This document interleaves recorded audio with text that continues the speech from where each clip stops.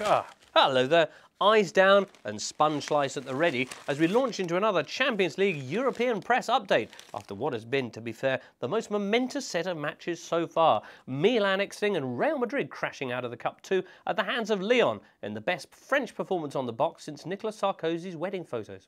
There's nothing new, of course, about Madrid exiting this competition before the quarter-finals. This is, after all, the 6th successive year that they've done that. But this time round was supposed to be different because this time round the Champions League final is at their very own stadium, the Bernabeu, and having just blown last summer a developing nation's budget on Cristiano Ronaldo, Kaká and others, they felt that it was almost their destiny to be in it.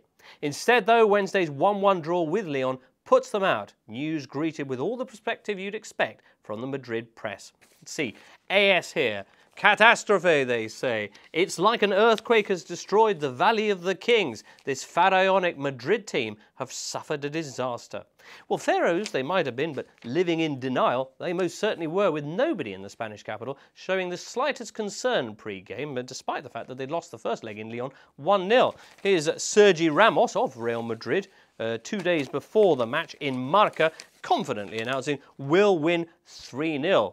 Almost right. Here's Marca the day after the game, and a rather different tune is a-playing. Fuera, they say, out. It's goodbye, champions, and it's goodbye too to Manuel Pellegrini, who isn't fired as yet, but is surely about to perform the job that he was really brought in to do, i.e. take the fall for everyone else. Still, while Pellegrini's decisions on Wednesday didn't exactly help the team, others see Real's bid to buy their way to success as being the real root of the problem. As El País puts it, you don't buy titles, you win them. They obviously never saw the Labour Party's price list a few years ago. Everything is possible, continues the paper, in sport, except for those who treat the pitch like a stock market. Wise words.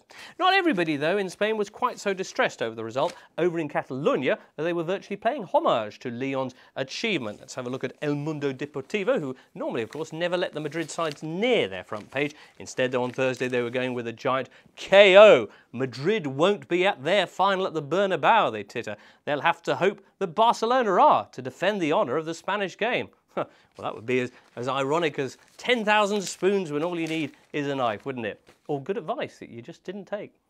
Well, the French press, in the meantime, as you might imagine, beside themselves with praise for the Lyon Kings. Grandiose, says L'Equipe, who say that Lyon are now residing among the legends of French football, a small select body that, and there's no limits to how far this team can go.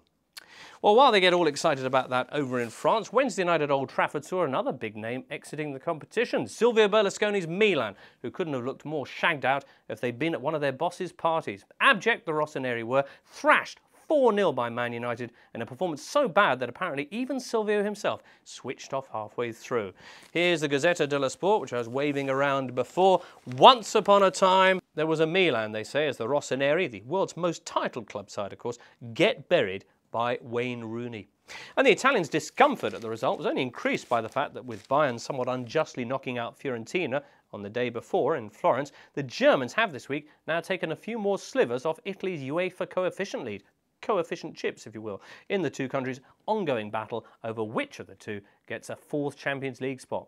Of course, the way things are currently going, both Italy and Germany will soon be having to look over their shoulders at those French sides, eh? Well, we'll have more Champions League excitement next week with the return of Jose Mourinho to Stamford Bridge and all the thrills and spills of Bordeaux against Olympiacos. Make sure you join us then for a roundup of it all in 7 days' time.